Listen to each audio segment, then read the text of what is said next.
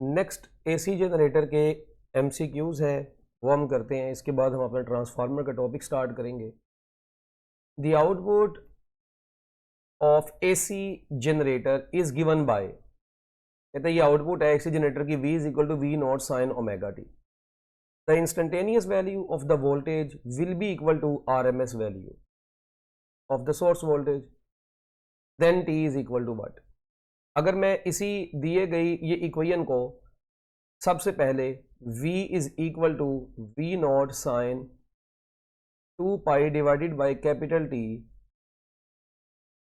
Into small t लिख देता हूं।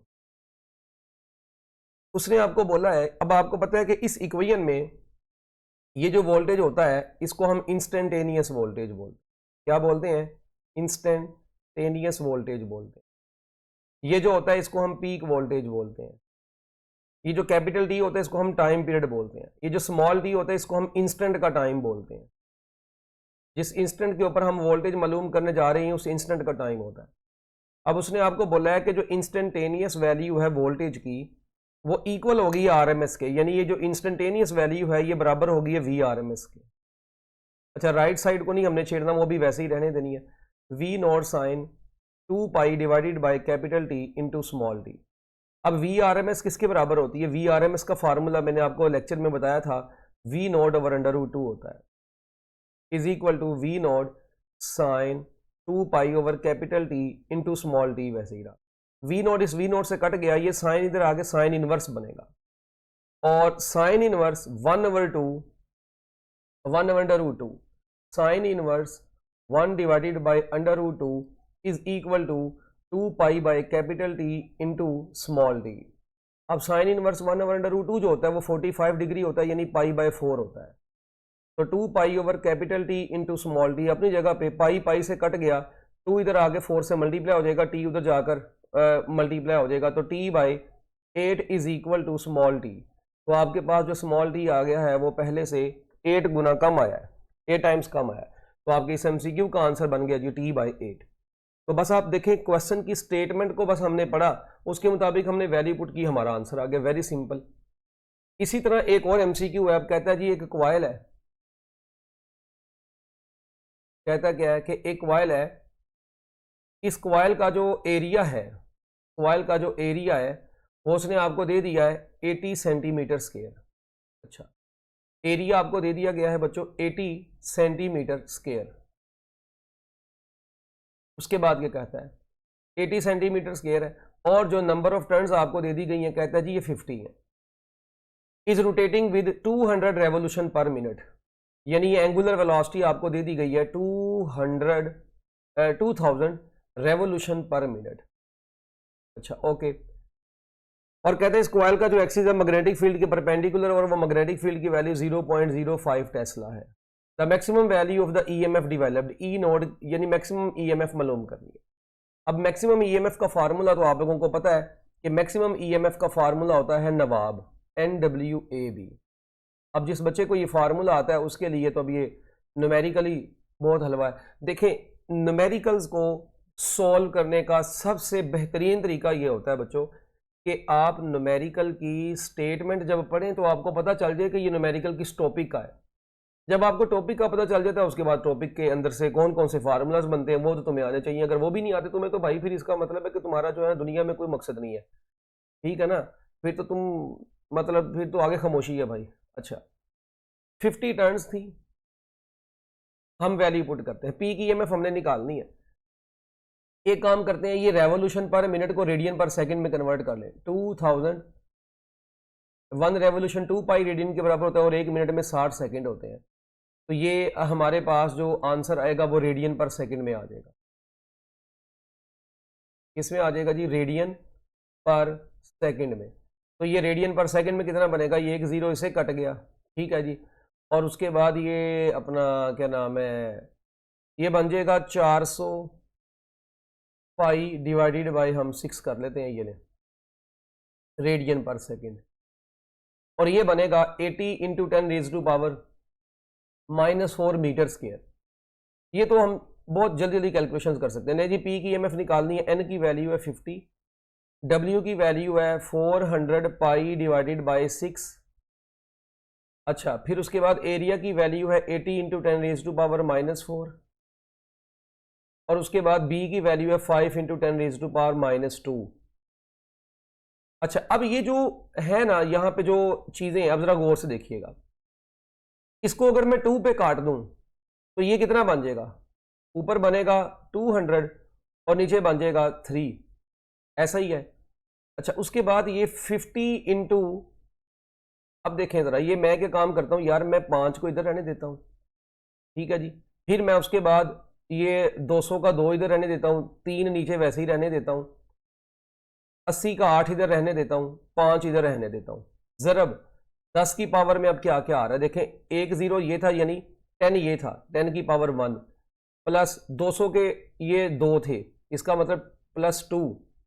अच्छा, ये पाई वैसे ही है, ठीक है, यहाँ पे ही है। उसके बाद हमारे पास बच्चों क्या बच गया, 80 का 1 10 यानी +1, फिर ये -4 -2। अब ये देखें ज़रा, ये कितना बनेगा, 5 ज़रब 5 कितना बन जाएगा, 25, और 25 ज़रब 2 कितना बन गया, 25 ज़रब 2 कितना बन गया, 50।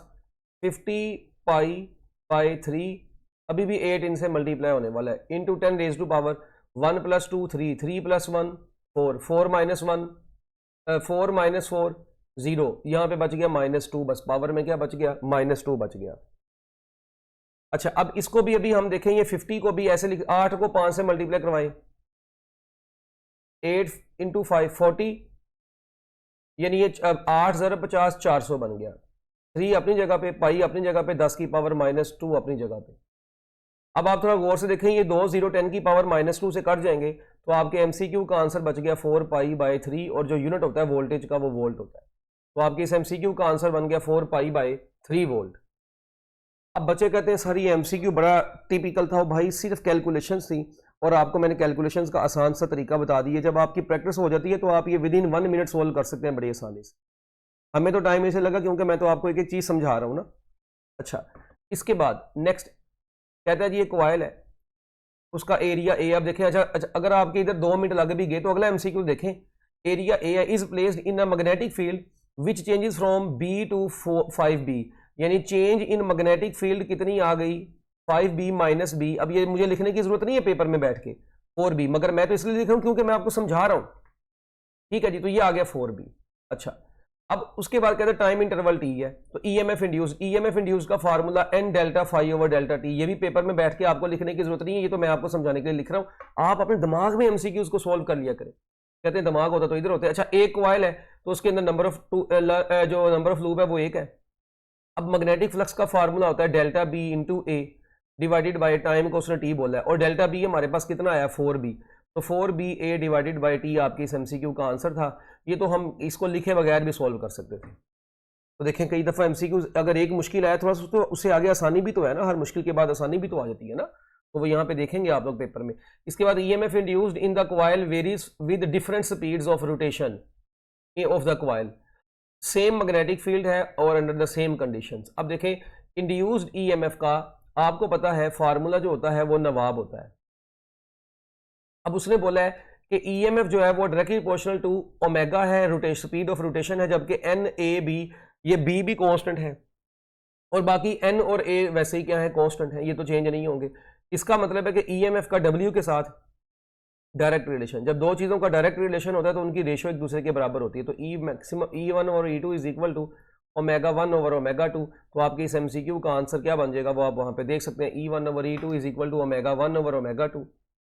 या हम ये भी कहेंगे कि फिर अपना कौन सी ऑप्शन बनती है, E1 ओवर तो देखें यहाँ पे ये E1 ओवर E2 ये तो नहीं बनेगी, ये किसी सूरत में नहीं बननी। हाँ, E2 ओवर E1 ω2 ओवर ω1, अगर 1 ऊपर होगा तो यहाँ पे भी ओमेगा के साथ 1 ऊपर होगा, अगर वो 2 ऊपर है तो यहाँ पे भी 2 ऊपर है। ओके, इसके बाद बच्चों नेक्स्ट MCQ, ये आपकी बुक में भी है, एक्सरसाइज में जो शॉर्ट क्वेश्चन है एंट्री टेस्ट के हवाले से उनको भी साथ साथ लाजमी किया करें, क्योंकि वो शॉर्ट क्वेश्चन के अंदर से भी MCQ बन के आ सकता है, न्यूमेरिकल्स के अंदर से भी MCQ बन के आ सकता है। A conducting ring is placed near the core of an electromagnet, ये एक इलेक्ट्रोमैग्नेट है, ये इसके ऊपर ये पूरी ऐसे तार लपेटी हुई है हम लोगों ने, और इसके साथ ये एक डीसी सोर्स अटैच किया हुआ है और ये बैटरी लगाई हुई है, स्विच लगाया हुआ है। जैसे ही स्विच को क्लोज किया, कहता है इसके ऊपर ना ये जो रिंग पड़ा हुआ है, कहता है ये रिंग जो है ये जैसे ही हम ये की को प्रेस करते हैं ये रिंग अपवर्ड डायरेक्शन में जंप करेगा।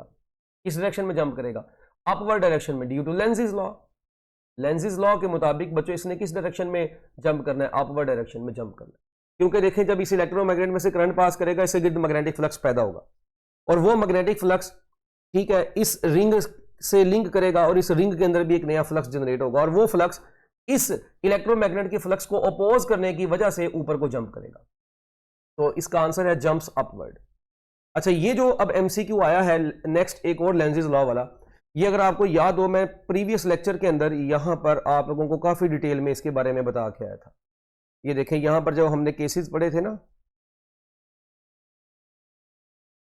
ये वाले, ये अगर आपको याद हो कि ये जो है ये रिंग है, ये मैग्नेटिक फील्ड में एंटर हो रहा है तो इसके अंदर करंट की डायरेक्शन क्या होगी, अंदर एंटर हो गया तब क्या होगी, बाहर को निकलेगा तो क्या होगी। तो ये बात हम अपने ऑलरेडी लेक्चर में पढ़ चुके हैं, तो मैं जस्ट आपको यहाँ पे क्विकली रिवाइज करवाऊंगा इसको एमसीक्यूज के हवाले से, और फिर आगे चलेंगे। देखें, कहता है जी एक रेक्टेंगुलर लूप है, ठीक है जी, ये रेक्टेंगुलर लूप है, ये इसको ड्रॉ किया गया है लेफ्ट साइड से लेके ऐसे राइट साइड में यूनिफॉर्म मैग्नेटिक फील्ड में, और ये मैग्नेटिक फील्ड जो है into the plane of the paper है। कहता है बताएं इन सब में करंट की डायरेक्शन क्या है। भाई पहले तो मेरी बात सुने, ये अभी मैग्नेटिक फील्ड से आउट है, तो ये out of the magnetic field होने की वजह से इसके अंदर मैग्नेटिक फील्ड तो जीरो है, तो पहली पोजीशन में कोई मैग्नेटिक फील्ड नहीं है। हाँ, जब ये एंटर होना शुरू हो रहा है, अब इसके अंदर जो मैग्नेटिक फ्लक्स है वो इंक्रीज हो रहा है। मैग्नेटिक फ्लक्स क्या हो रहा है, इसके अंदर इंक्रीज होना शुरू हो जाएगा। ये मैग्नेटिक फ्लक्स जब इसके अंदर इंक्रीज, आ रही बात है, मैग्नेटिक फील्ड में एंटर हो रहा है, मैग्नेटिक फील्ड लाइंस बढ़ना शुरू हो जाएंगी इसके अंदर। इस मैग्नेटिक फ्लक्स के इंक्रीज होने की वजह से इसके अंदर एक करंट इंड्यूस हो जाएगा। इस करंट के इंड्यूस होने की वजह से बच्चों, इस करंट के इंड्यूस होने की वजह से जो करंट इंड्यूस होगा वो एक ऐसा मैग्नेटिक फ्लक्स बनाएगा। ये मैग्नेटिक फ्लक्स क्या करेगा, अपोज करेगा किस फ्लक्स को, जिस फ्लक्स ने इसको प्रोड्यूस करवाया है। तो अगर ये magnetic flux into the plane था, ये इनटू द प्लेन था, तो ये जो नया मैग्नेटिक फ्लक्स होगा ये आउट ऑफ द प्लेन वाला होगा। तो इसलिए मैं इसको डॉट से रिप्रेजेंट करूंगा, ये आउट ऑफ प्लेन वाला मैग्नेटिक फ्लक्स जनरेट करवाएगा। और जब magnetic flux out of plane होगा, ये magnetic field out of plane होगी, तो हमने ओ को ए के नाम से, ओ ए के नाम से इसको पढ़ा हुआ है, आउट ऑफ। अगर तो magnetic field out of page होगी तो करंट एंटी क्लॉकवाइज होगा। इसका मतलब है दूसरी पोजीशन में करंट की जो डायरेक्शन होगी वो एंटी क्लॉकवाइज होगी। तीसरी पोजीशन में क्योंकि मैग्नेटिक यूनिफॉर्म मैग्नेटिक फील्ड में मैग्नेटिक फ्लक्स कांस्टेंट रहेगा, तो इंड्यूस्ड ईएमएफ दोबारा से जीरो हो जाएगी और करंट दोबारा से जीरो हो जाएगा। तो इसका मतलब है कि इसमें भी कोई करंट इंड्यूस नहीं हुआ।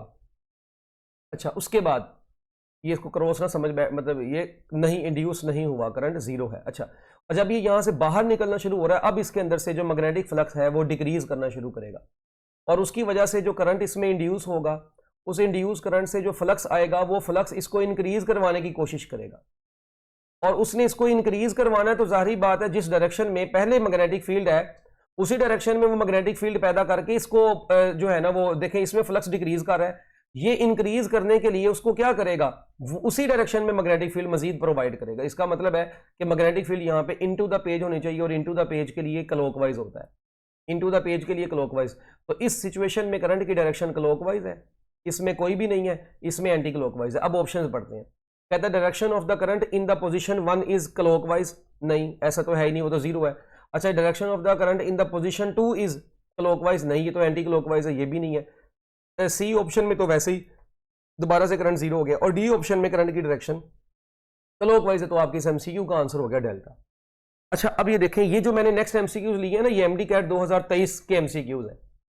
ये अब आप देखें एमडी कैट 2023 और 2022 के मैंने एमसीक्यूज लिए, और आप देखें कोई भी एमसीक्यू मुश्किल नहीं है। कितनी जबरदस्त बात ये है, देखें कहता है the ohmmeter of a portable digital multimeter needs the ohmmeter of a portable digital multimeter. अब आप बुक में, अब देखें हम लोग अक्सर औकात एमडी कैट के सिलेबस के ऊपर जब भरोसा करते हैं, तो एमडी कैट के सिलेबस में अब ये voltmeter, ammeter, galvanometer नहीं है, मगर आप देखें ये एमसीक्यू आ गया है ना, तो अब आपको इसका मतलब है कि ये, क्योंकि देखें हम हर सर्किट के अंदर गैल्वानोमीटर, वोल्टमीटर, एम मीटर तकरीबन पढ़ ही लेते हैं, तो आपको इनकी थोड़ी बहुत चीजें पता होनी चाहिए।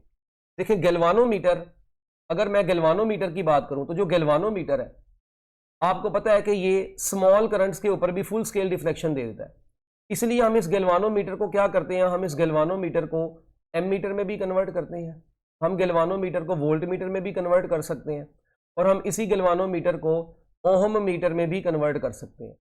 अच्छा, अब गैल्वानोमीटर को एम मीटर में कन्वर्ट करने के लिए हम क्या काम करते हैं, गैल्वानोमीटर के साथ हम सीरीज में, गैल्वानोमीटर के साथ सीरीज में एक शंट रेजिस्टेंस लगाते हैं।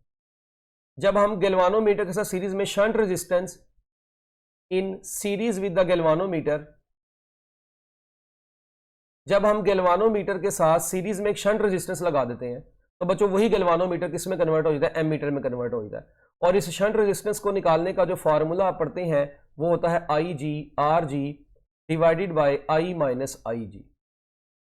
और याद रखिएगा जो गैल्वानोमीटर है इसको जब हम एम मीटर को जब हम हमेशा सर्किट में लगाते हैं तो एम मीटर को हमेशा सर्किट में जहां पे भी करंट मालूम करना हो सीरीज तरीके से जोड़ा जाता है। और फिर एक और बात यहां पे कही जाती है कि resistance of the ammeter, resistance of the ammeter should be very low. Ammeter की रेजिस्टेंस लो होनी चाहिए so that maximum current can flow through the ammeter. Ammeter की रेजिस्टेंस लो होनी चाहिए। M metre को circuit में हमेशा series तरीके से जोड़ते हैं। ये बनता कैसे है, गैल्वानोमीटर के सीरीज में एक शंट रेजिस्टेंस लगा के। अच्छा, अब वोल्ट मीटर कैसे बनता है? वोल्ट मीटर बनता है एक हाई रेजिस्टेंस गैल्वानोमीटर के पैरेलल में लगाई जाती है। हाई रेजिस्टेंस आर एच से मुराद है high resistance in parallel with galvanometer. Galvanometer के साथ पैरेलल में एक हाई रेजिस्टेंस लगाई जाती है तो बच्चों ये किस में कन्वर्ट हो जाता है, वोल्ट मीटर में कन्वर्ट हो जाता है। और ये हाई रेजिस्टेंस निकालने का फार्मूला होता है V over I G minus R G. ये एक फार्मूला होता है हाई रेजिस्टेंस निकालने का, इसको मल्टीप्लायर भी बोलते हैं हाई रेजिस्टेंस को। और गैल्वानोमीटर को जब भी वोल्ट मीटर को जब भी हम सर्किट में जोड़ते हैं तो याद रखिएगा वोल्ट मीटर को हम हमेशा पैरेलल तरीके से जोड़ते हैं। जिस भी चीज के क्रॉस रीडिंग लेनी है वोल्ट मीटर को जाके पैरेलल में लगाते हैं। और वोल्ट मीटर की रेजिस्टेंस के बारे में क्या कहा जाता है, resistance of the voltmeter should be very high so that no current can flow through the voltmeter, बल्कि मैक्सिमम करंट उस रेजिस्टर में से गुजरे जहां पे हम वोल्टेज लेना चाह रहे हैं। ठीक है। अच्छा, उसके बाद अब अगर आप लोगों को याद हो, जो ओहम मीटर है, अब ये ओहम मीटर कैसे बनता है? ओहम मीटर बनता है कि जब हम एक क्या काम करते हैं, एडजस्टेबल रेजिस्टर, आर ए बुक में लिखा होता है एडजस्टेबल रेजिस्टेंस लगाते हैं।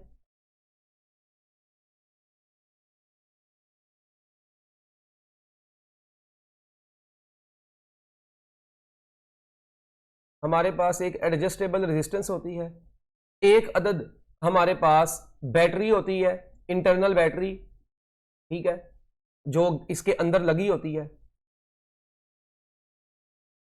इंटरनल बैटरी लगी होती है किसके अंदर, ठीक है, लो वोल्टेज की। और उसके बाद ये एडजस्टेबल रेजिस्टेंस और इंटरनल बैटरी एक लगी होती है गैल्वानोमीटर के साथ। तो यही गैल्वानोमीटर किस में कन्वर्ट हो जाता है, ओहम मीटर में कन्वर्ट हो जाता है। अब वो कैसे थी, अगर आप लोगों को याद हो थोड़ा सा, कि हम गैल्वानोमीटर के साथ एक साइड पर ये लगाते थे बैटरी छोटी सी, ठीक है, और इसके एक साइड पर हम एक एडजस्टेबल रेजिस्टेंस लगाते थे और यहाँ पे हम लोग इस तरह से इसके दो टर्मिनल्स बना देते थे और जिस रेजिस्टेंस को मालूम करना था वो हम मालूम करते थे। ये पूरी चीज़ जो थी ये ओहम मीटर बन गई थी। तो अब ये कन्वर्जन्स आपको पता होनी चाहिए। अब यहाँ पे इस रेजिस्टेंस को इस तरीके से एडजस्ट करते थे कि गैल्वानोमीटर फुल स्केल डिफ्लेक्शन दे दे, फिर उसके बाद ओपन सर्किट, क्लोज सर्किट, वो सारा वो आप एक बार बुक से रीड कर लीजिएगा, ठीक है। तो अब ये देखें इसमें उसने क्या बोला है कि जो हमारे डिजिटल, इसी तरह मैंने आपको बताया था कि डिजिटल कौन से होते हैं जिनमें हम तीनों चीजें इकट्ठी मालूम कर सकते हैं। तो कहता है डिजिटल मल्टीमीटर में, ठीक है जी, जो पोर्टेबल से हमारा जिसकी तारें लगी होती हैं, डिजिटल मल्टीमीटर जिसके ऊपर डिजिट्स की फॉर्म में हमें रीडिंग आती है, उसके अंदर जो ओहम मीटर होता है उसके अंदर क्या यूज होती है, कि इंटरनल बैटरी इस्तेमाल होती है। तो आपके एमसीक्यू का आंसर ये तो सिंपल सा था, मगर ये आपको इसलिए बातें बताई गई हैं ताकि आपको ये याद रहे। अच्छा, उसके बाद एम मीटर को सीरीज तरीके से जोड़ते हैं, वोल्ट मीटर को पैरेलल तरीके से, ओहम मीटर को पैरेलल तरीके से जोड़ते हैं सर्किट में। ये भी याद रखिएगा, ओहम मीटर को सर्किट में किस तरीके से जोड़ते हैं, जहां पे भी रेजिस्टेंस मालूम करनी है उस रेजिस्टर के क्रॉस जाके इस ओहम मीटर को पैरेलल में लगाया जाता है। तो ये बातें आप लोगों को पता होनी चाहिए। इसके बाद क्या कहता है, कहता है जी कि the induced EMF, the induced EMF produced in a coil is sometimes called, हाँ जी, जो इंड्यूस्ड ईएमएफ होती है वो जब अप्लाइड वोल्टेज को अपोज करती है, it is sometimes called back EMF. The quantity delta phi over delta T has the same units as, क्योंकि ईएमएफ का फार्मूला होता है N delta phi divided by delta T. तो delta phi over delta T के जो unit होते हैं वो ईएमएफ वाले होते हैं, यानी वोल्टेज वाले होते हैं। Working principle of magnetic levitation trains, हाँ जी, मैग्नेटिक लेविटेशन ट्रेन्स जो होती हैं वो लेंजिस लॉ के प्रिंसिपल पे वर्क करती हैं। इसके बाद नेक्स्ट ये एमसीक्यू 2023 और 2022 दोनों पेपर्स में आ चुका है। The expression for the induced EMF produced by the AC generator, तो नवाब साइन थीटा होता है, अल्फा ऑप्शन इसका आंसर है। इसके बाद नेक्स्ट एमसीक्यू कहता है if we change the magnetic flux linking a coil by rotating the coil in a constant magnetic field, कहते हैं अगर हम मैग्नेटिक फ्लक्स को चेंज कर देते हैं bye rotating the coil in constant magnetic field, the rate of change of magnetic flux. अब ये एमसीक्यू 2019 के एमडी कैट के पेपर का है। अब देखें, मुझे बताएं 2019 में थोड़ा सा सिलेबस चेंज था, इसलिए इसके एमसीक्यूज कम थे इस चैप्टर के। 2022 और 2023 में इस चैप्टर में से एमसीक्यूज 3-4 लिए गए हैं। अच्छा, कहता है कि अब जो induced the rate of change of flux है, तो भाई rate of change of magnetic flux आपको पता है किसके डायरेक्टली प्रोपोर्शनल होता है, इंड्यूस्ड ईएमएफ के डायरेक्टली प्रोपोर्शनल होता है। तो इस एमसीक्यू का आंसर था अल्फा। इसके बाद देखें ये दोबारा से एमडी कैट 2022 में अब ये एमसीक्यू कैसे आया कि unit of delta phi over delta T, उधर उसने पूछा था किससे मैच करते हैं, ईएमएफ से। इधर उसने बोल लिया कि इसकी यूनिट कैसे लिख सकते हैं। अब देखें delta phi over delta T का जो यूनिट है ये वोल्ट होता है बेसिकली, ईएमएफ का जो यूनिट है। या अच्छा, इसको हम ऐसे भी तो लिख सकते हैं ना, वेबर पर सेकेंड। क्या लिख सकते हैं, वेबर पर सेकेंड। अब वेबर किसके बराबर होता है, अगर आपको याद हो, वेबर बराबर होता है टेस्ला मीटर स्क्वायर के, नीचे सेकंड अपनी जगह पे रहने दी। अब टेस्ला किसके बराबर होता है, न्यूटन पर मीटर पर एम्पेयर के। ये मीटर स्क्वायर अपनी जगह पे, ये सेकंड अपनी जगह पे। मीटर स्क्वायर और पर मीटर मिलके मीटर बन गया, न्यूटन मीटर पर एम्पेयर, और ये सेकंड जब ऊपर चला गया तो पर सेकंड। तो newton metre per ampere per second, that is SI unit of delta phi over delta T. तो आप देख रहे हैं जो वोल्ट है ये newton metre per ampere per second के बराबर भी होता है, ठीक है। और न्यूटन मीटर की जगह पे हम जौल भी, तो हम इसको जौल पर एम्पेयर पर सेकंड भी बोल सकते हैं। तो हो सकता है इस बार जौल पर एम्पेयर पर सेकंड के हिसाब से आ जाए। अच्छा, working principle of magnetic levitation trains दोबारा आ गया से, Lenz's law. Next, a copper loop, ये एमडी कैट के पेपर में भी हूप लिखा था, चलो हूप कह लो, is held in a vertical east west plane in a uniform magnetic field whose magnetic field lines run along the north-south direction. The largest induced EMF is produced when the loop is या hoop is, हाँ जी, hoop ring को बोलते हैं ना, loop नहीं है, चलो hoop ही कह लो इसको। हाँ जी जी, बताएं जी इसको कैसे सोल्व करना है। देखें, अब इस एमसीक्यू को समझने के लिए ना एक तो तरीका ये है कि भाई मैं पहले से डायग्राम बनाता हूं। ये लो, मैं इधर से डायग्राम आपके सामने बनाता हूं। मैं कहता हूं यार ये नॉर्थ है, ये ईस्ट है, ये वेस्ट है, ये साउथ है, ओके। अच्छा, अब कॉपर का एक हूप है, एक रिंग है, held in a vertical east west plane. ये देखें, ये जो हूप है ये इधर ऐसे ईस्ट वेस्ट प्लेन में ऐसे वर्टिकली पड़ा हुआ है। ये ऐसे वर्टिकली इस हूप, ये जो है ये ऐसे इस प्लेन में पड़ा हुआ है। अच्छा ठीक है, मान लेते हैं ये ऐसे पड़ा हुआ है। और जो मैग्नेटिक फील्ड की डायरेक्शन है वो कहता है मैग्नेटिक फील्ड लाइंस जो है वो नॉर्थ टू साउथ उनकी डायरेक्शन है, यानी मैग्नेटिक फील्ड की जो डायरेक्शन है वो नॉर्थ टू साउथ है, ऐसे है। अब मैग्नेटिक फील्ड ऐसे नॉर्थ टू साउथ इस डायरेक्शन में आ रही है। कहता है बताएं कि ये हूप किस एक्सिस के अलोंग घुमाया जाएगा कि इसके अंदर मैक्सिमम ईएमएफ जनरेट होगी। तो बच्चों देखें, याद रखें, जब हमने इस हूप को घुमाना है तो बच्चों ये हूप जो है वो किस डायरेक्शन में घूमेगा।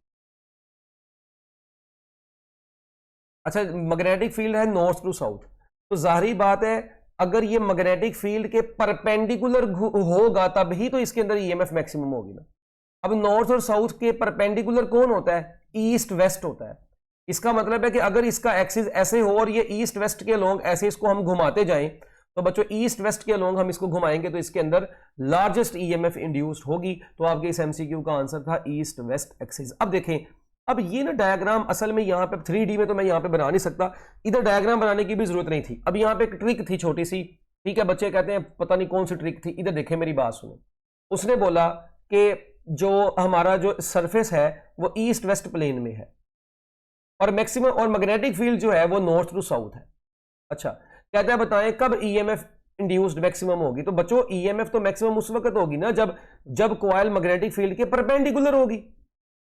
अब देखें कॉइल ईस्ट वेस्ट में है तो मैग्नेटिक फील्ड के पर तो जारी बात है, अगर कॉइल ईस्ट वेस्ट में है, कॉइल पड़ी हुई है ईस्ट वेस्ट में, ठीक है, मैग्नेटिक फील्ड है नॉर्थ साउथ, तो मैग्नेटिक फील्ड के परपेंडिकुलर कौन होगा? मैग्नेटिक फील्ड अगर नॉर्थ टू साउथ है तो मैग्नेटिक फील्ड के परपेंडिकुलर ईस्ट वेस्ट ही होगा। तो अगर वो ईस्ट वेस्ट के लॉन्ग घुमाएंगे तब भी उसके अंदर से इसका मैग्नेटिक फ्लक्स जो होगा वो मैक्सिमम लिंक करेगा। तो ये बस एक टेक्निक के मुताबिक हम इसका आंसर बीटा लगा सकते थे। इसके बाद नेक्स्ट हमारा जो एमडी कैट का टॉपिक है उसका नाम है ट्रांसफार्मर। ट्रांसफार्मर आप मैट्रिक में भी क्योंकि पढ़ के आ चुके हैं, तो ये कोई बहुत खतरनाक सी चीज़ नहीं है, या कोई बहुत डरावनी चीज़ नहीं है जिसको आप लोग पढ़ नहीं सकते या समझ नहीं सकते, बहुत आसान सी बातें हैं। ट्रांसफार्मर क्या चीज़ है? नाम से पता चल रहा है कि ट्रांसफर करता है। ये एसी ऑल्टरनेटिंग करंट की पावर को बेसिकली हम कहते हैं कि ट्रांसफर करता है। इसकी डेफिनेशन जो हम बचपन से पढ़ते आ रहे हैं वो डेफिनेशन क्या है? Transformer is an electrical device which is used to increase या decrease the value of alternating voltage या करंट।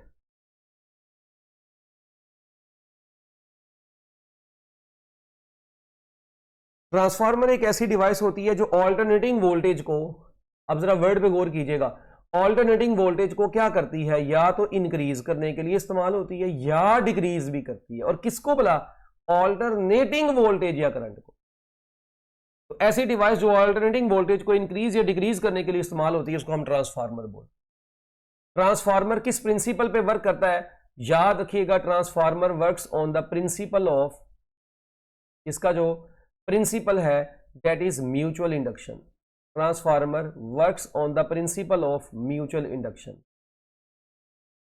एक कॉइल में करंट के चेंज करने से दूसरी कॉइल में करंट को इंड्यूस करवाना, इस अमल को म्यूचुअल इंडक्शन बोलते हैं। तो ट्रांसफार्मर म्यूचुअल इंडक्शन के प्रिंसिपल पे वर्क करता है। ट्रांसफार्मर में याद रखिएगा कॉइल्स आर मैग्नेटिकली लिंक्ड, हम इनको मैग्नेटिकली लिंक्ड करते हैं एक दूसरे के साथ। किससे लिंक करते हैं? Coils are magnetically linked with each other, ठीक है जी। कॉइल्स जो होती हैं बच्चों ये मैग्नेटिकली लिंक्ड होती हैं। There is no electrical connection between the coils, coils are magnetically linked. तीसरा पॉइंट लिख रहे हैं, there is no electrical connection, there is no electrical connection between the coils, coils के दरमियान में कोई इलेक्ट्रिकल कनेक्शन नहीं होता। अगर मैं आप लोगों के सामने इसकी एक डायग्राम बनाता हूं तो देखें बच्चों, मैं आपको कहता हूं जी, सपोज करते हैं ये जो हमारे पास है ट्रांसफार्मर की जो कंस्ट्रक्शन है, इसमें याद रखिएगा हमारे पास एक सॉफ्ट आयरन कोर होती है। ये क्या होती है? हमारे पास एक सॉफ्ट आयरन कोर होती है। ये इस तरीके से, इस तरह से ये सॉफ्ट आयरन कोर बनी होती है। आयरन की छोटी छोटी स्ट्रिप्स होती हैं, यू शेप्ड स्ट्रिप्स होती हैं आयरन की। उन आयरन की यू शेप्ड स्ट्रिप्स को इस तरीके से एक दूसरे के ऊपर वाइंड किया जाता है, मतलब इस तरीके से उनको चढ़ाया जाता है कि ये इस तरीके से मिलकर पूरी एक रेक्टेंगुलर कोर सी बन जाती है। फिर हम क्या काम करते हैं, इस कोर के ऊपर हम लोग कॉइल्स को वाउंड कर देते हैं। इसको वाउंड कर देते हैं यहां पे ऐसे, इसके ऊपर हम कॉपर की वायर की वाइंडिंग कर देते हैं, इस साइड पर भी और दूसरी साइड पर।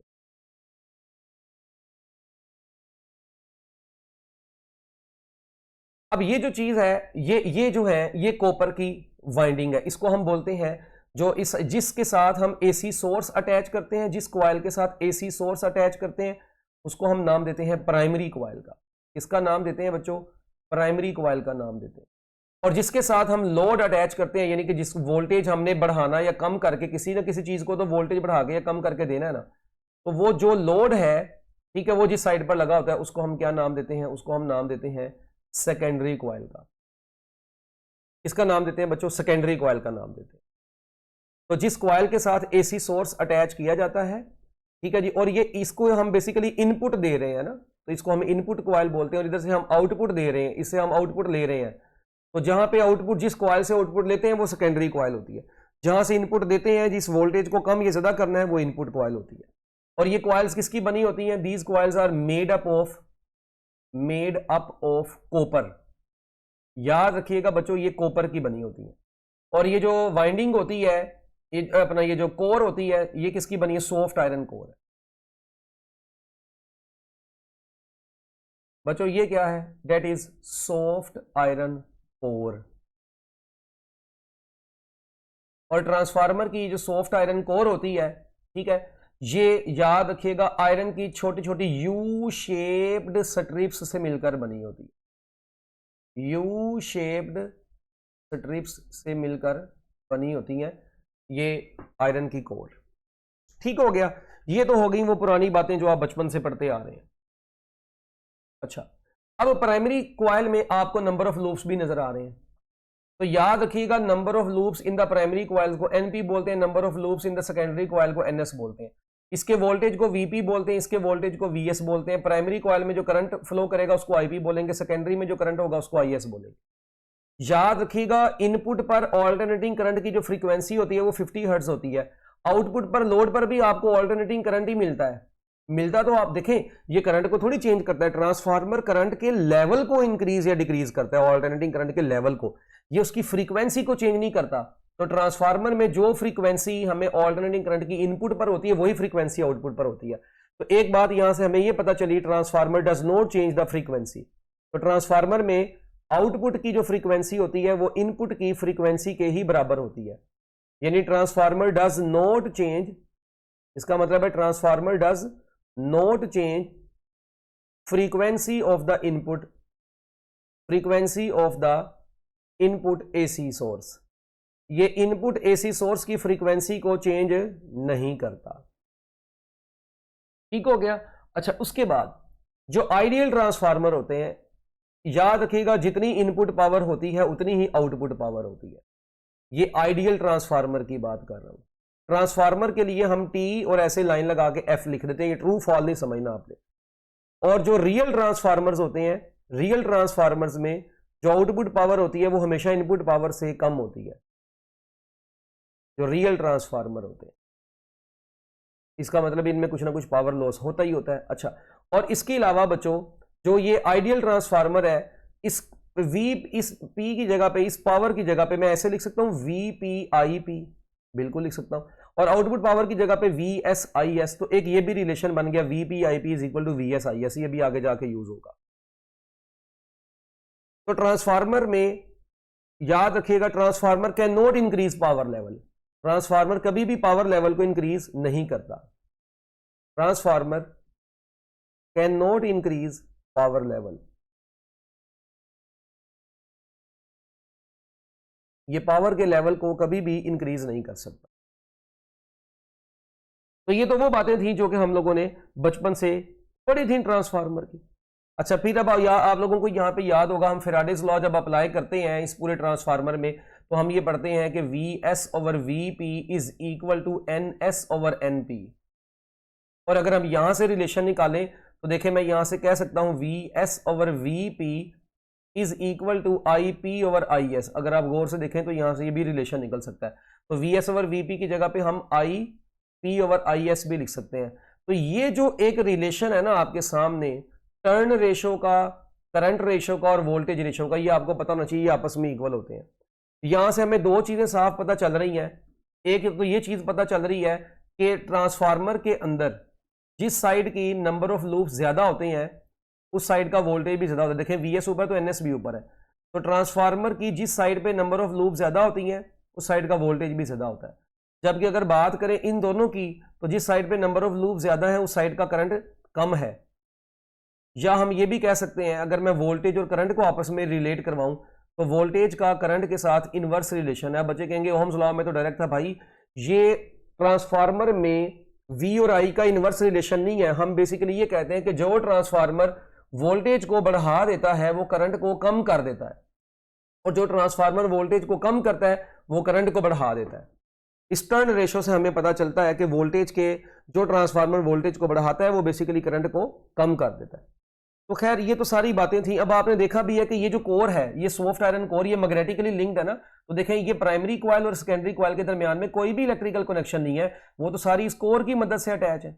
और ये जो कोर है बच्चों, ये तो मैग्नेटिक सब्सटेंस से बनी हुई है, तो मैग्नेटिकली लिंक्ड है ये कॉइल्स, ये याद रखिएगा। अच्छा जी, इसके बाद अब हम थोड़ी सी बात को आगे लेकर चलते हैं। ट्रांसफार्मर में ये जो NS/NP होता है ना, याद रखिएगा इस NS/NP का नाम होता है ट्रांसफॉर्मेशन रेशो। इसको हम क्या बोलते हैं बच्चों? इसको हम ट्रांसफॉर्मेशन रेशो भी बोलते हैं।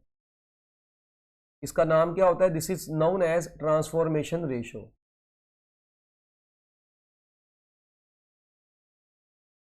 ठीक है, ये NS/NP का एक और नाम भी है, ट्रांसफॉर्मेशन रेशो। अच्छा जी, अब मैं आप लोगों के सामने दो बातें करने लगा हूं, जरा गौर से देखिएगा। देखें, अगर बच्चों हमारे पास कुछ इस तरह से हो, ये सपोज करेंगे हमारे पास एक अदद कोर है ट्रांसफार्मर में, ये क्या है हमारे पास? एक अदद कोर है। अच्छा,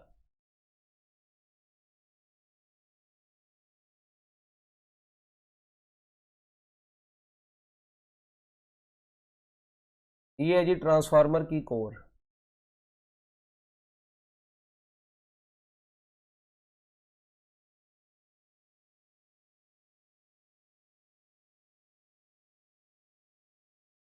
अगर मैं इस कोर में क्या काम करता हूं, जरा गौर से सुनिएगा।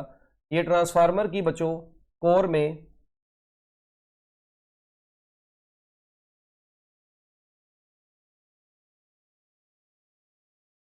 हम इस साइड पे ये एक वाइंडिंग की और इधर से एक वाइंडिंग ये कर दी, ठीक हो गया। अच्छा, इसी तरह अगर मैं एक और वाइंडिंग बना देता हूं यहां पे, बस जल्दी जल्दी जरा इसको बनाते हैं रफली, पेपर में ड्राइंग थोड़ी काम आनी है, कंसेप्ट काम आने हैं, बस जरा सुनिए गौर से। अच्छा, अगर बच्चों हम ये काम करें,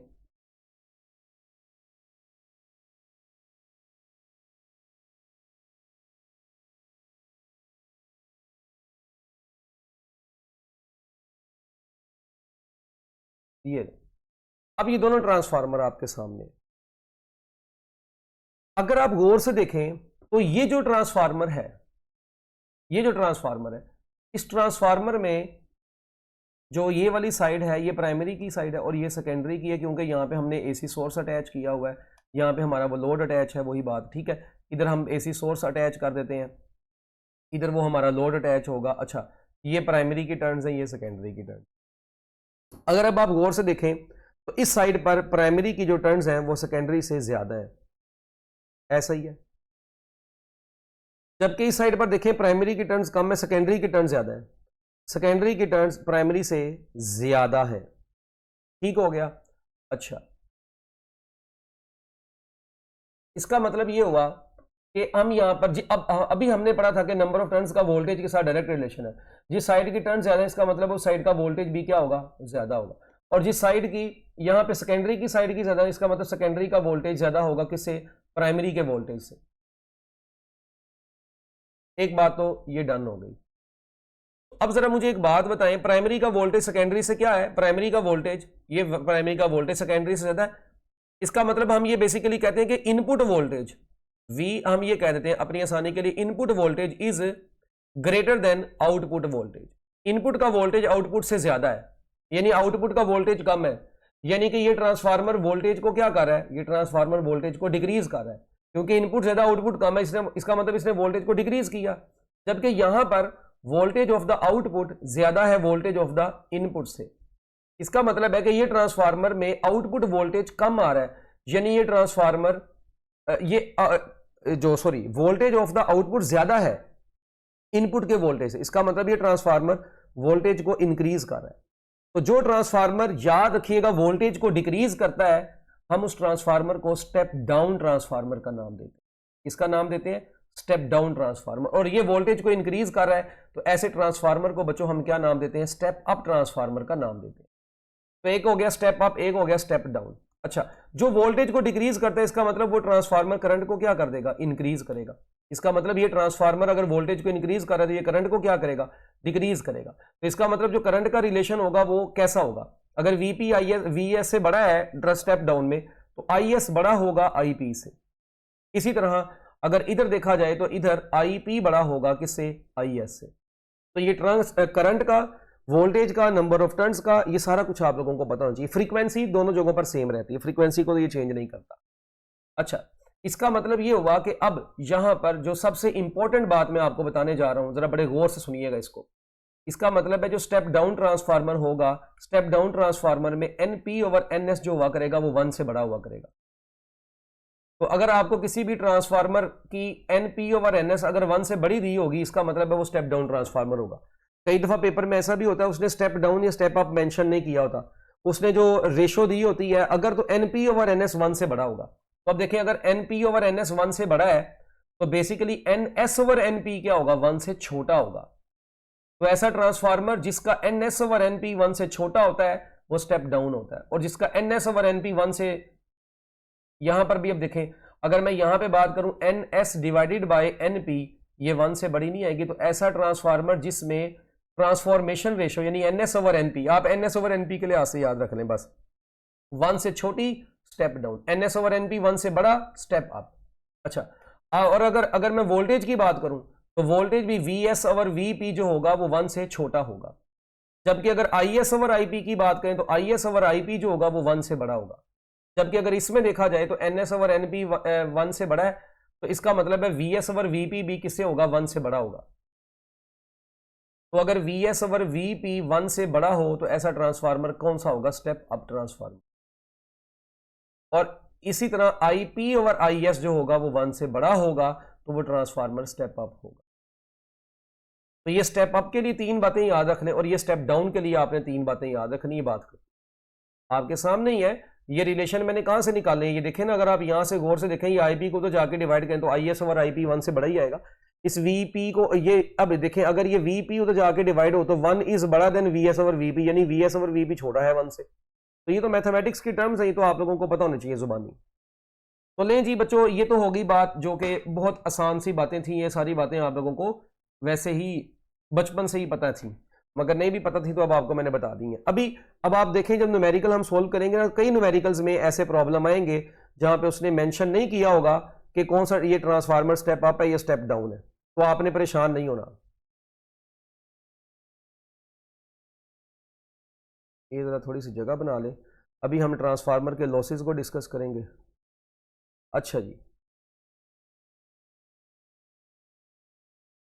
ट्रांसफार्मर में जो पावर लॉसेस होते हैं वो क्या होते हैं, पावर लॉस इन ट्रांसफार्मर।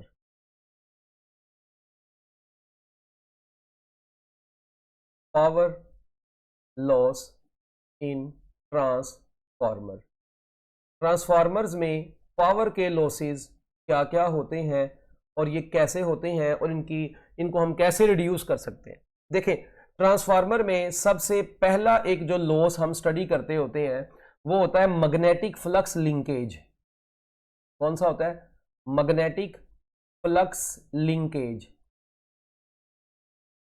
देखें, अगर आप लोगों को पता हो कि ट्रांसफार्मर के अंदर हम जो कॉइल्स की वाइंडिंग करते हैं, कॉइल्स को वाउंड करते हैं, किसके ऊपर वाउंड करते थे, हम कॉइल्स को वाउंड करते थे बच्चों सॉफ्ट आयरन कोर के ऊपर।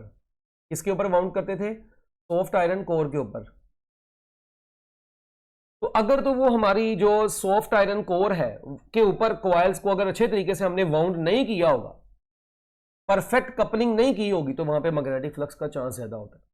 हम ये भी कहते हैं flux passing through the primary is not completely linked with the secondary, यानी कि फ्लक्स प्राइमरी का जो ऐसा लॉस जिसमें बच्चों फ्लक्स ऑफ द प्राइमरी, ठीक है जी, flux of the primary not completely linked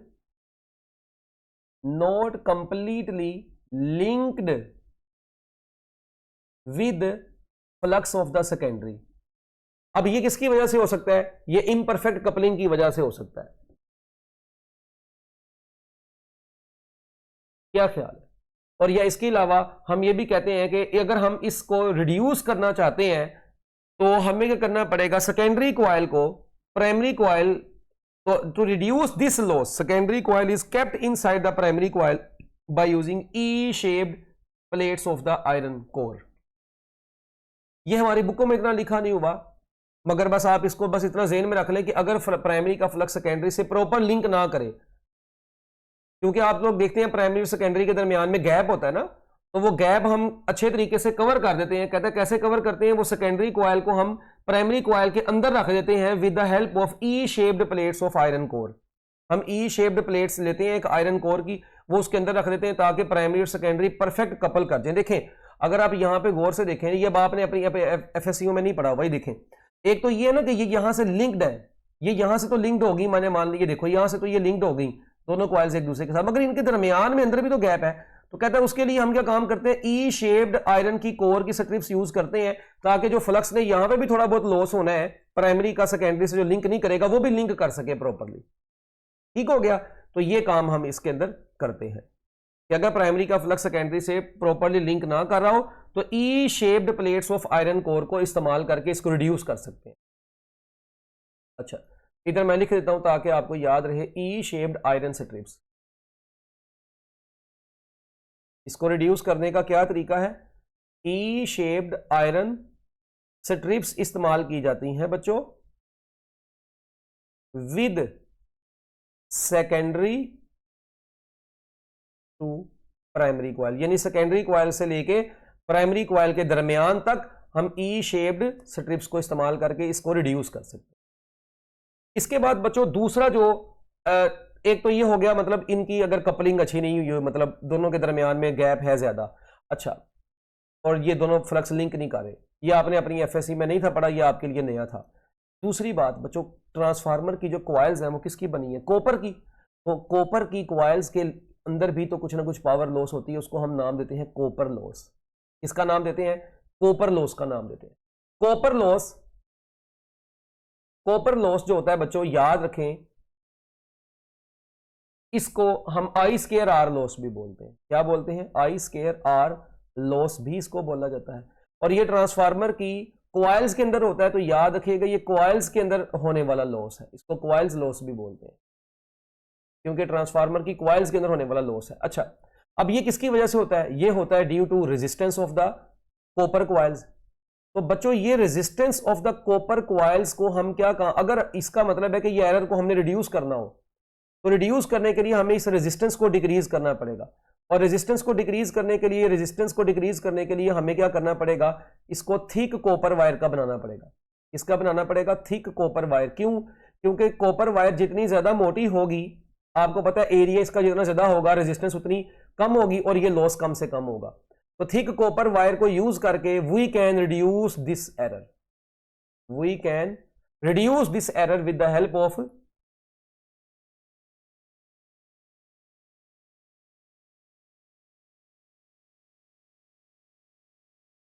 तो इस एरर को रिड्यूस कैसे करेंगे,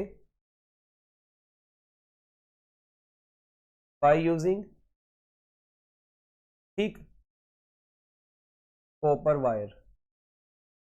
उसकी वजह यह है कि एरिया ज्यादा हो जाएगा, रेजिस्टेंस इसकी कम हो जाएगी, और ये जो रेजिस्टेंस जितनी कम होगी ये लॉस भी ओवरऑल उतना कम होगा। तो ट्रांसफार्मर की कॉइल प्राइमरी और सेकेंडरी कॉइल में से जब करंट पास करता है तो बच्चों प्राइमरी और सेकेंडरी कॉइल क्योंकि कॉपर की बनी होती है तो कॉपर की रेजिस्टेंस होती है, उस रेजिस्टेंस की वजह से जो लॉस होता है इसको हम क्या बोलते हैं, कॉपर लॉस बोलते हैं। और इसके लिए हमें क्या करना पड़ता है, इसको रिड्यूस करने के लिए थिक कॉपर वायर का इस्तेमाल। दूसरी बात भी खत्म हो गई। अच्छा अब जो तीसरा लॉस है बच्चों, इसका नाम होता है आयरन लॉस। इसका क्या नाम होता है, it is known as iron loss. ये आयरन लॉस आगे से मजीद दो तरह का होता है, एक को हम नाम देते हैं हिस्टेरिसिस लॉस का, और दूसरे को हम नाम देते हैं बच्चों किसका, एडी करंट लॉस।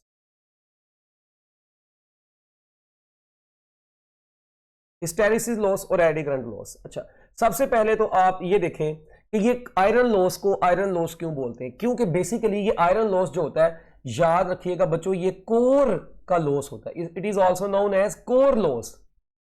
और क्योंकि कोर जो है वो सॉफ्ट आयरन की बनी होती है इसलिए हम इसका नाम आयरन लॉस रखते हैं।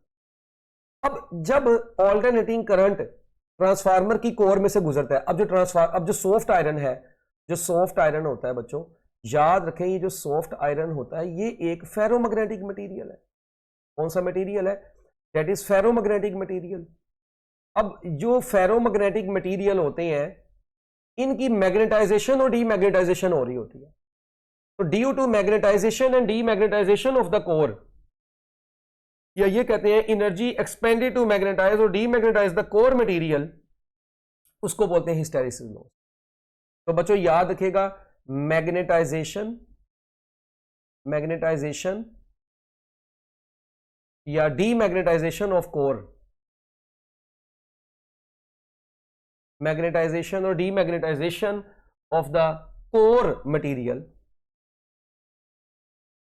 उस दौरान मैग्नेटाइजेशन एंड डीमैग्नेटाइजेशन, और नहीं आना यहां पे, सॉरी एंड आना है, ठीक है। Magnetization and demagnetization of the core material, थोड़ा सा ना ये इसमें एरर आया हुआ है यार, ये ना स्लो हुआ है ये सिस्टम ना, इस मतलब ये जो ऐप है, इसलिए कोई चीज़ इरेज करने में भी इतना टाइम लग जाता है।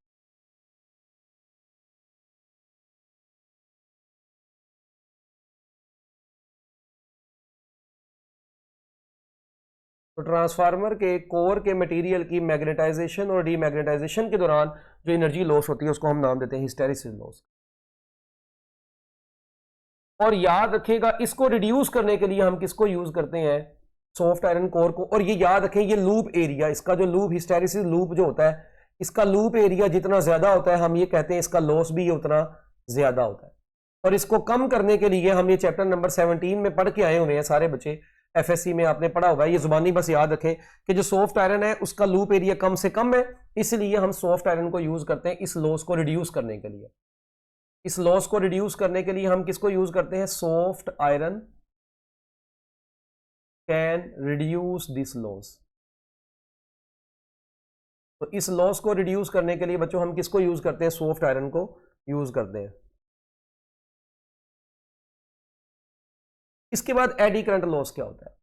देखिए एडी करंट लॉस क्या होता है, जब आप लोगों को पता है कि करंट प्राइमरी में से सेकेंडरी की तरफ जाता है कोर के थ्रू, तो बच्चों कोर क्या है?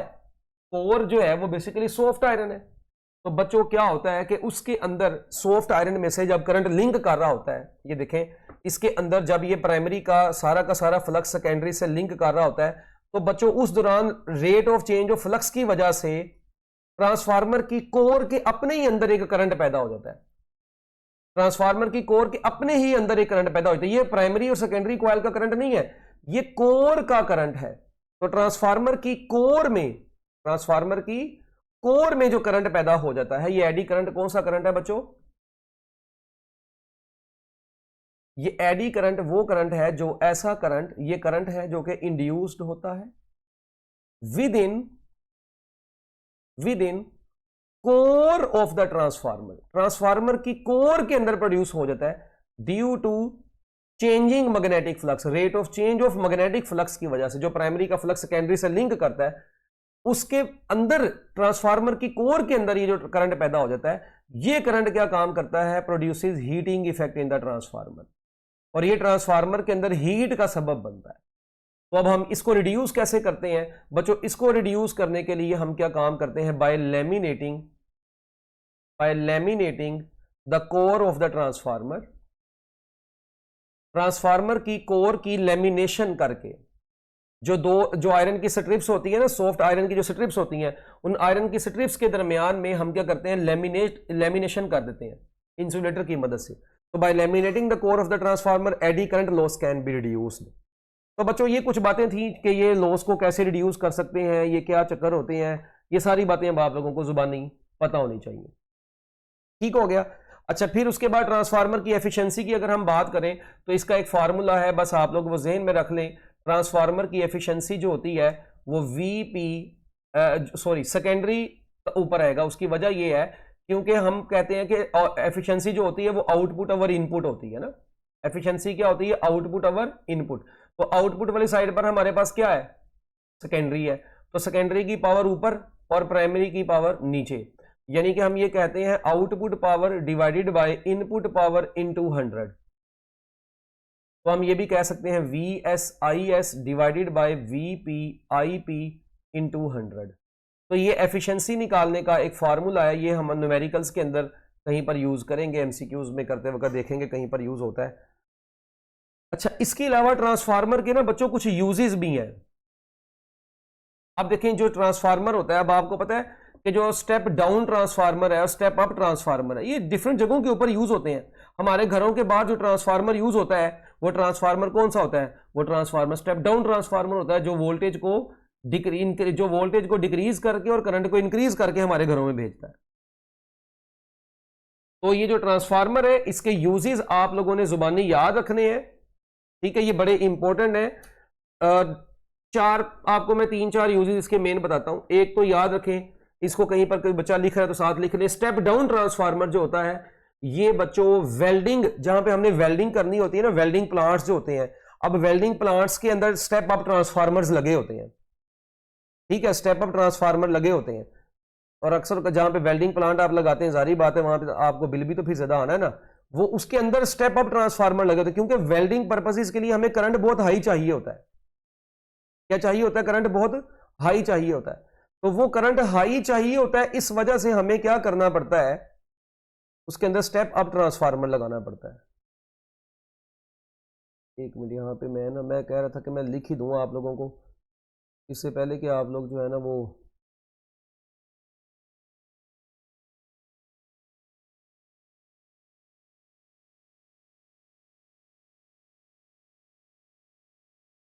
तो लिखें जी। पहला पॉइंट मैं जो आपको बताने लगा हूं कि जो स्टेप डाउन ट्रांसफार्मर होता है, step down transformer is used for obtaining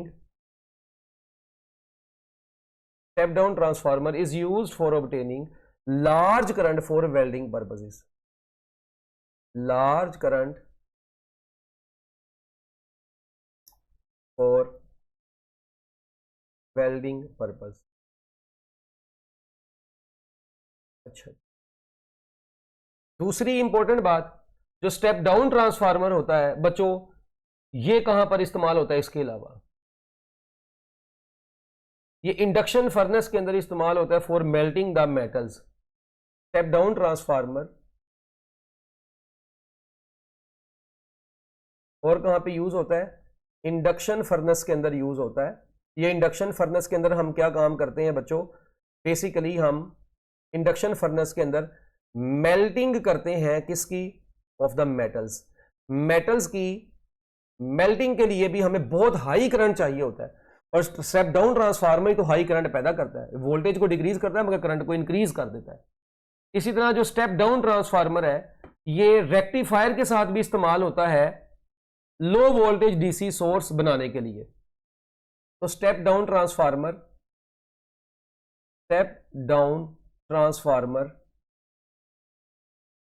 with a rectifier, ठीक है जी, विद रेक्टिफायर। अब रेक्टिफायर क्या होता है? हमारा नेक्स्ट चैप्टर है पूरा एमडी कैड का, विद रेक्टिफायर, ठीक है जी। अगर स्टेप डाउन ट्रांसफार्मर को विद रेक्टिफायर यूज करें, is used as a low voltage DC source, तो हम इसको लो वोल्टेज डीसी सोर्स बना सकते हैं। अब ये जो मैं लाइनें आपको बता रहा हूं ना बच्चों, ये याद रखिएगा, ये एमसीक्यूज में देखी गई हैं, तो मैं चाहता था कि ये लाइनें आपके सामने, इसके यूजेस आपके सामने आ जाएं, ताकि आपको पता हो कि हमारी डेली लाइफ के अंदर ये जगहों पर ये यूज हो रहे हैं। ठीक हो गया। अच्छा, अब जबकि एक्स रेज, आपको पता है एक्स रेज प्रोड्यूस करवाने के लिए आपको बहुत हाई वोल्टेज चाहिए होता है। हाई वोल्टेज पैदा करने के लिए आपको स्टेप अप ट्रांसफार्मर चाहिए होता है। तो याद रखिएगा, जहां पे एक्स रेज की प्रोडक्शन होती है वहां पे स्टेप अप ट्रांसफार्मर यूज होता है। तो स्टेप अप ट्रांसफार्मर इसलिए यूज होता है, is used for production of X rays. X rays की प्रोडक्शन के लिए हमें कौन सा ट्रांसफार्मर यूज करना पड़ता है? स्टेप अप ट्रांसफार्मर को यूज करना पड़ता है। और इसके अलावा transformer is widely used for impedance matching, मगर ये आप लोगों के लिए इतना कोई इंपॉर्टेंट नहीं है, ठीक है। और दूसरा long distance electric power transmission के लिए, long distance electric power transmission के लिए हम स्टेप अपना ये ट्रांसफार्मर्स को इस्तेमाल करते हैं ना। तो ले जी, ये तो बातें थी जो कि आप लोगों को पता होनी चाहिए थी, ठीक है। इसके अलावा चलो एक और लिख लो, जो स्टेप अप ट्रांसफार्मर होता है, जगह बच गई है, मैं कह रहा हूँ चलो लिख ही दें, वैसे तो बहुत सारे यूजेस हैं इनके, खत्म ही नहीं होंगे, मैं लिखता जाऊंगा। तो step up transformer is used as power generating stations, power generating station के अंदर ये यूज होता है,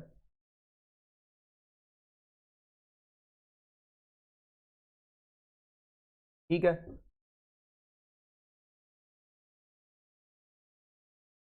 ले, ये हो गए इसके कुछ यूजेस। तो ये ट्रांसफार्मर की कुछ बातें थी जो कि मैंने आप लोगों को बता दी हैं। अब हम इनके एमसीक्यूज की तरफ चलते हैं और देखते हैं कि इनके एमसीक्यूज में हमें क्या सीखने को मिलता है। देखें, the number of turns in the primary and secondary winding of a transformer are shown. ये प्राइमरी और सेकेंडरी की आपको ट्रांसफार्मर की ये दे दी गई है टर्न्स। कहता है what must be the voltage across secondary coil.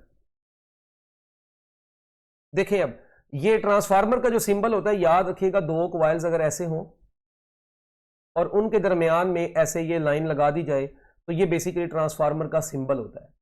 ये बच्चों ट्रांसफार्मर का क्या है, सिंबल है, ये जुबानी याद रखें। तो ये ट्रांसफार्मर बेसिकली उसने थोड़ा उल्टा ऐसे टेढ़ा करके लगाया हुआ है। तो देखें, अगर सेकेंडरी की टर्न्स 10 हैं, प्राइमरी की टर्न्स 100 है और 220 वोल्ट ये आपने जिसके साथ वोल्टेज सोर्स अटैच किया है वो प्राइमरी है, तो सेकेंडरी का वोल्टेज क्या होगा। अब हमारे माशाल्लाह प्यारे बच्चे फौरी तौर पे फार्मूला लिखते हैं, चरसी लोग जहाज के मुंह वाले 1 मिनट नहीं लगाते, NS over NP is equal to VS over VP। कहते हैं पता नहीं कौन सी रेस लगी है, मैंने तो आंसर पहले निकालना है। लो जी, आंसर निकाल के बैठ जाते हैं और आंसर लगा देते हैं। ओ भाई तुम गौर से देखो, ये लगा हुआ है DC सोर्स। ओए होए होए होए होए होए, ये मैं आपको ऊपर इसलिए नहीं था बता के आया, transformer does not operate on DC। Transformer does not operate on DC। Transformer DC पर ऑपरेट नहीं करता।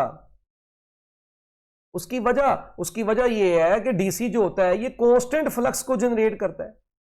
DC जो होता है it produces constant magnetic flux.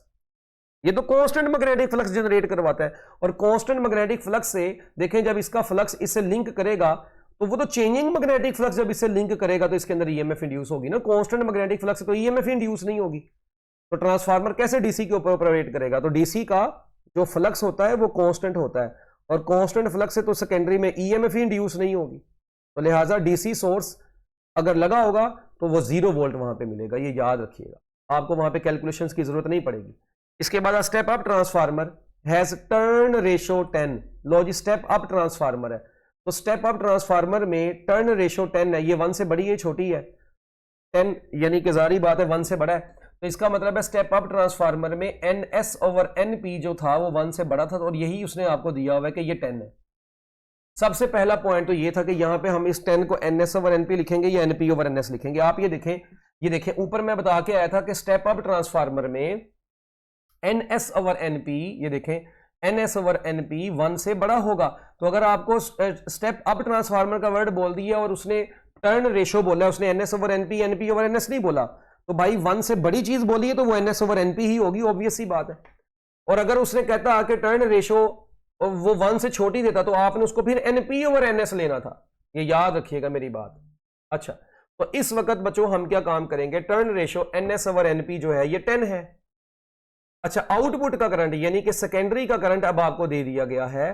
कहता है जी सेकेंडरी का जो करंट है वो 5 एम्पेयर है। तो कहता है बताओ प्राइमरी का करंट कितना होगा। जस्ट अब फार्मूला लगाएं, IP will be equal to NS over NP और साथ में IS इधर आकर मल्टीप्लाई हो जाएगा। लो जी, कहानी खत्म। अब NS ओवर NP कितना है 10, IS कितना है 5, तो 10 इंटू 5 कितना हो गया 50। तो आपके इस MCQ का आंसर बन गया बच्चों 50 एम्पियर। क्या बन गया जी 50 एम्पियर। तो 50 एम्पियर इज योर आंसर। अच्छा, अब देखें यहां पर एक और टेक्निक भी थी यार। ये ट्रांसफार्मर कौन सा है, स्टेप अप ट्रांसफार्मर है। तो मेरे प्यारे बच्चों स्टेप अप ट्रांसफार्मर करंट को क्या करता है, ये वोल्टेज को इंक्रीज करता है तो करंट को डिक्रीज करता है ना। इसका मतलब क्या है, इसका मतलब है कि अगर आउटपुट का करंट 5 एम्पेयर है तो इनपुट का करंट इससे ज्यादा ही होना है। अब इससे ज्यादा वाली ऑप्शन एक ही है, तो आप विदाउट कैलकुलेशन भी इसका आंसर अल्फा लगा सकते थे। अब ये चीज होती है जो बच्चे को पेपर के अंदर ना, अगर तो टेक्निक पता चल जाए तो वो बच्चे एमसीक्यूज को सेकंड्स के अंदर सॉल्व कर सकता है। भाई ट्रांसफार्मर देखो ना, स्टेप अप ट्रांसफार्मर है, तो स्टेप अप ट्रांसफार्मर में तुम्हें पता है कि सेकेंडरी का करंट तो प्राइमरी से कम होता है, तो बात खत्म। सेकेंडरी का 5 है, इसका मतलब प्राइमरी का जो होगा वो इससे ज्यादा ही होगा। इससे ज्यादा वाली एक ही ऑप्शन थी। हाँ, अगर ज्यादा ऑप्शन हो तो फिर तो आप कैलकुलेट करेंगे, ठीक है। तो ये एक टेक्निक होती है एमसीक्यूज को सॉल्व करने की। चले खैर, वक्त के साथ साथ आपको आइडिया हो जाएगा। अच्छा, the objective of transformer, transformer का मेन पर्पस क्या होता है? Increase the value of AC, alter the value of DC, decrease the value of AC, alter the value. तो देखें, अब इंक्रीज या डिक्रीज की बजाय आप alter the value of AC लगाए ना, यानी एसी की वैल्यू को कम या ज्यादा करने के लिए। अच्छा, इसके बाद कहता है विच quantity is decreased in step up transformer, step up which quantity is decreased in step up transformer. तो स्टेप अप ट्रांसफार्मर वोल्टेज को इंक्रीज करता है और डिक्रीज किसको करता है? करंट को। इसके बाद next, an ideal transformer steps down, एक आइडियल ट्रांसफार्मर है। अच्छा, स्टेप डाउन 220 वोल्ट को 22 वोल्ट बना रहा है, यानी प्राइमरी का वोल्टेज जो है वो 220 वोल्ट है, ठीक है जी, और जो सेकेंडरी का वोल्टेज है वो कहता है ये 22 वोल्ट है। Okay, in order to operate a device with an impedance of 220 ohm, यानी कि सेकेंडरी साइड पर जो रेजिस्टेंस आपको दे दी गई है, सेकेंडरी साइड पर वो 220 ओम की रेजिस्टेंस को ये ऑपरेट कर रहा है। कहता बताएं प्राइमरी कॉइल का करंट कितना होगा। अब देखें, मेरी बात सुने, सबसे पहले तो आपको सेकेंडरी का वोल्टेज और सेकेंडरी की रेजिस्टेंस गिवन है, आप सेकेंडरी का करंट निकालें। क्योंकि देखिए, प्राइमरी का करंट जब आपने निकालना है तो फार्मूला लगाएंगे एन एस अपना we S over V P, क्योंकि अब एन की तो वैल्यू दी नहीं ना, ये तो हम नंबर ऑफ, हम करंट को वोल्टेज के लिहाज से कैलकुलेट कर लेते हैं। तो आई पी फार्मूला, चलो पहले मैं पूरा लिख देता हूं, कई कहेंगे डायरेक्ट लिख दिया सर ने। I P divided by I S is equal to V S divided by V P. अब मैं यहां से अगर फार्मूला बनाऊं तो आई पी बराबर आएगा we S over V P into I S, यानी अब ये फार्मूला आपके पास बन गया। अब वी एस भी है, वी पी भी है, आई एस आपके पास नहीं है। तो भाई मेरी बात सुनो, आई एस नहीं है तो आपके पास ये रेजिस्टेंस यानी इंपीडेंस और वोल्टेज तो है ना, तो आप इन दोनों को यूज करके करंट निकाल लेते हैं। तो I S is equal to क्या होगा? V S divided by resistance of at the secondary side. तो वी एस है 22 और रेजिस्टेंस है 220, तो ये आपके पास 22/220 एम्पेयर आ गया। अब वी एस कितना है? 22, वीपी कितना है? 220, आई एस कितना है? 22/220। ऐसा ही है जी, देखें वी एस है 22, वीपी है 220। उसके बाद आई का formula V is equal, I S का फार्मूला क्या होना था? V S over R S. तो हमने वी एस ये पुट कर दिया, आर एस ये पुट कर दिया। अब इसको कैलकुलेट कर लें, अब इसको कैलकुलेट करें। 22 डिवाइडेड बाय 220 जो होगा ये 1/10 होगा। 22 को जब 220 से काटेंगे कितना आएगा? 1/10। तो 1/10 into 1/10, 1/100 which is equal to 0.01 ampere. तो आपके इस एमसीक्यू का आंसर बन गया 0.01 ampere. Efficiency of a transformer is affected by, हाँ जी, कोई भी ट्रांसफार्मर की एफिशिएंसी डिपेंड करती है कोर ऑफ द ट्रांसफार्मर पे भी, कोयल के रेजिस्टेंस के ऊपर भी, कॉपर कोयल, और इंसुलेशन बिटवीन द शीट्स के ऊपर भी, तो सारों के ऊपर अफेक्ट करती है। तो ऑल ऑफ दीज इसका आंसर है सर। इसके बाद नेक्स्ट एमसीक्यू अगर आप देखें गौर से, कहता है जी इन अ स्टेप अप ट्रांसफार्मर, ये step up transformer the turn ratio is 1/10। पहले तो देखें, ये टर्न रेशियो लेस देन 1 दी है, आपको घबराने की जरूरत नहीं है। अब आपको पता है स्टेप अप ट्रांसफार्मर में N S over N P तो 1 से बड़ा होता है, पर अगर ये 1/10 है, इट मींस ये basically N P over N S है जो कि 1 से छोटी है। N P over N S is 1/10। ये लो, बस इतना सा काम था। Resistance of 200 ohm connected across the secondary, drawing a current of, अच्छा सेकेंडरी के अक्रॉस जो रेजिस्टेंस दे दी गई है वो आपको दे दी गई है 200 ओम, और सेकेंडरी का जो करंट आपको दे दिया गया है वो है 0.5 एम्पियर। कहता है प्राइमरी का वोल्टेज बताएं और प्राइमरी का करंट बताएं। अब आपने प्राइमरी का वोल्टेज निकालना है और क्या निकालना है? प्राइमरी का करंट निकालना है। अब पहले तो मेरी बात सुने, ये जो रेजिस्टेंस आपको दी गई है ना, वोल्टेज, रेजिस्टेंस और करंट, इससे हम पहले वोल्टेज निकाल लेते हैं। तो वी एस बराबर होगा I S into are S. तो 0.5 इंटू 200, 0.5 होता है 1/2, तो आपका आंसर आ गया 100 वोल्ट। 0.5 को 200 से मल्टीप्लाई करवाएं, 100 वोल्ट आपका वी एस आ गया। पहले तो हमने वोल्टेज अक्रॉस सेकेंडरी निकाल ली, कहानी खत्म की। अच्छा अब देखें, अब हमने निकालना है वीपी। किसको निकालना है? वीपी को निकालना है। बच्चों वीपी कैलकुलेट करने के लिए फार्मूला क्या होगा? वीपी बराबर होगा V S into NP over NS, कहानी खत्म। अब वी एस कितना है? 100, एनपी ओवर एनएस कितना है? 1/10, तो आपका आंसर कितना आ गया? 10 वोल्ट। तो जो प्राइमरी का वोल्टेज आया बच्चों वो कितना आया? 10 वोल्ट आया। अब आपको करंट निकालने की जरूरत नहीं है, आप आंसर 4 ही लगा दें। उसकी वजह यह है कि 10 वोल्ट एक ही ऑप्शन में है। ये होती है टेक्निकल चीज। हाँ, मगर जो हमारे प्यारे बच्चे हैं, ठीक है, वो पूरी अपनी तसल्ली के दिल की खातिर छोड़ेंगे नहीं इस चीज को। वो कहेंगे यार आई पी बराबर होगा I S into V S over V P, V S divided by V P, या N S divided by N P, वो भी कर सकते हैं। अच्छा अब आई एस कितना था? सेकेंडरी का करंट है 0.5। फिर वीपी, वी एस कितना है? वी एस है 100, वीपी कितना है? 10, 10 ओवर 100, 10, तो 0.5 इंटू 10, 5, तो आपके इस एमसीक्यू का आंसर बने 5 एम्पेयर। अब बच्चे कई कहते हैं सर आपने करंट निकालने के लिए वोल्टेज क्यों यहाँ पे पुट किया? यार आप टर्न्स रेशो को भी पुट कर दो तभी आंसर यही आएगा। आप एन एस और एन पी पुट कर दो तो वो 10 नहीं होगा, तो वो डायरेक्ट 0.5 से मल्टीप्लाई हो जाएगा, तब भी आंसर यही आएगा। इन स्टेप डाउन ट्रांसफार्मर, अब देखिए स्टेप डाउन ट्रांसफार्मर में, तो स्टेप डाउन ट्रांसफार्मर में सेकेंडरी की जो टर्न्स होती हैं वो प्राइमरी से कम होती हैं, तो सेकेंडरी की turns are less than primary, तो आपके इस एमसीक्यू का आंसर है। Transformer changes AC voltage, AC voltage को चेंज करता है, डीसी को नहीं करता।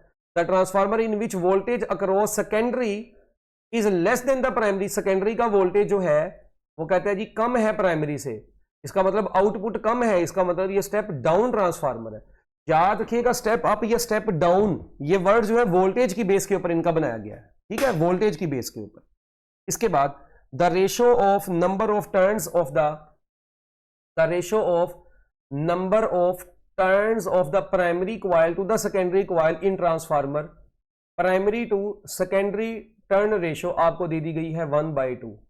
अच्छा बच्चे पहले डेटा लिखना शुरू कर देते हैं फजूल में और टाइम ज़ाया कर देते हैं। उसने वर्ड बोल दिया अ सेल ऑफ 1.5 वोल्ट, यार cell is a DC source, transformer does not operate on DC, answer is 0 volt, बात खत्म।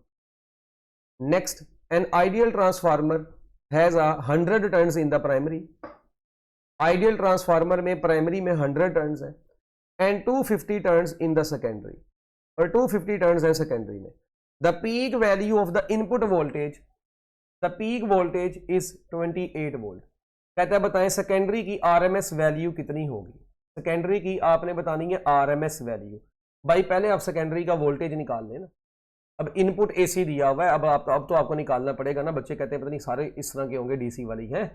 We S is equal to V P into N S over N P. अच्छा अब V P कितना है?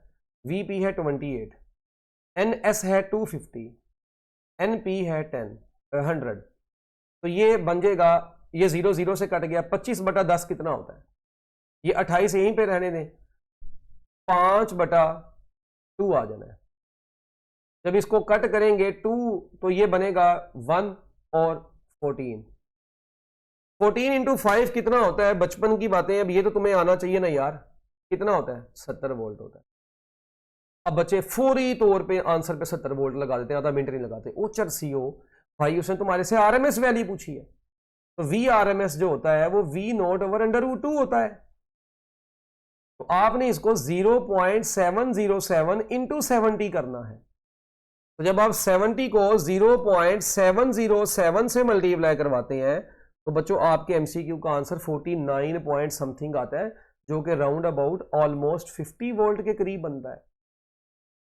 तो उसने आपसे आरएमएस वैल्यू पूछी हुई थी, ना कि आपसे पीक वैल्यू पूछी थी सेकेंडरी के वोल्टेज की। तो आपके इस एमसीक्यू का आंसर अल्फा था। In the case of real transformer, power loss किसकी वजह से होती है? इन तमाम की वजह से होती है, पहले पढ़ के आ चुके हैं। The induce currents are establish within the core of transformer, जिसको हम एडी करंट बोलते हैं। क्या बोलते हैं? Eddy current. और ये एडी करंट हमेशा मैग्नेटिक फ्लक्स के परपेंडिकुलर जनरेट होते हैं। सी आंसर है। In case of real transformer आपको बताया था कि जो इनपुट पावर होती है ये हमेशा आउटपुट से ज्यादा होती है, या आउटपुट हमेशा इनपुट से कम होती है। नेक्स्ट कहता है transformer is use to, transformer जो होता है obtain the required AC voltage, required AC voltage को ऑब्टेन करने के लिए इस्तेमाल होता है। इसके बाद नेक्स्ट एमसीक्यू कहता है जी if the current in the primary coil and the number of turns in the secondary are this then the NS by NS over NP is equal to IP over IS होगा। Simple सा answer है इसका Charlie. इसके बाद कहता है step up transformer है is used on a 120 volt line. ठीक है जी, प्राइमरी का वोल्टेज है 120 volt line and to provide a potential difference, और सेकेंडरी पे वो दे रहा है 2400 वोल्ट बना रहा है। अगर प्राइमरी की टर्न्स बच्चों 75 हो तो कहता है जी सेकेंडरी की टर्न्स कितनी होंगी? तो भाई वही अब N S is equal to किसके बराबर होगा? एन पी, और साथ में आ जाएगा we S over V P. कहानी खत्म। अब एन पी है 75, वी एस है 2400, जबकि ये है 120। अब 75 को इधर ही रहने दें, ये जीरो इससे कट गया और 12 ज़रब 2 24 होता है, तो इधर 20 बच गया। अब 20 इंटू 75, अब ये तो यार तुम्हें कैलकुलेशन थोड़ी बहुत तो आनी चाहिए कि नहीं आनी चाहिए? बिल्कुल। तो ये बन जाएगा तकरीबन 1500, कितना बन जाता है? 1500। तो आपके इस एमसीक्यू का आंसर क्या हो गया? 1500। लो जी, ये एमसीक्यू का आंसर है। इसके बाद वही वोल्टेज कहता है सेकेंडरी की टर्न्स इतनी है, प्राइमरी कितनी है, तो रिलेशन तो V S over V P is equal to N P over N S, नहीं V P over V S is equal to N S over N P, नहीं V S over V P is equal to N S over N P, यही option बनेगी। और V P over V S is equal to N P over N S. अच्छा, इसमें mistake हो गई है, ये दोनों ऑप्शन ही करेक्ट है। चलो okay. For transmission of electricity to far off places form the AC power generating plant we always use. बच्चों जब हम दूर दराज जगहों पर इलेक्ट्रिसिटी को भेजना हो तो तारों के अंदर याद रखिएगा जो करंट होता है वो बहुत कम होता है और वोल्टेज बहुत ज्यादा होता है। तो अब वोल्टेज ज्यादा होता है और करंट कम होता है, तो हम कौन सा ट्रांसफार्मर यूज करेंगे? तो स्टेप अप ट्रांसफार्मर को यूज करते हैं। किसको यूज करते हैं?